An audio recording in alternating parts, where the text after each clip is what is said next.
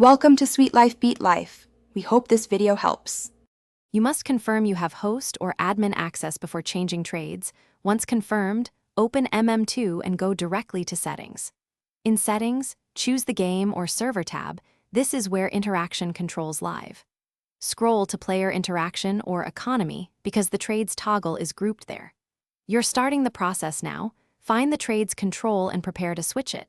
Make sure other admins are informed, since changes affect all players immediately. Once you're in the Trades section, flip the Trades toggle to Off or Disabled. This stops trade requests immediately at the permission level. After you change it, save or apply settings. If the game requires it, restart the match or server to enforce the new rule. While the server restarts, post a brief notice to global chat so players understand the interruption.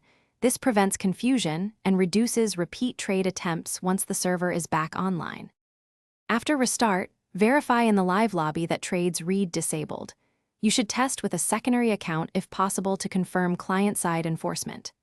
If players still can trade, instruct them to clear their client cache or relog, since cached UI can display old state. If the toggle reverts or behaves inconsistently, check for conflicting plugins or mods that override settings and disable them. As a last resort, roll back to a reset. Thanks for watching. Consider subscribing if we helped you.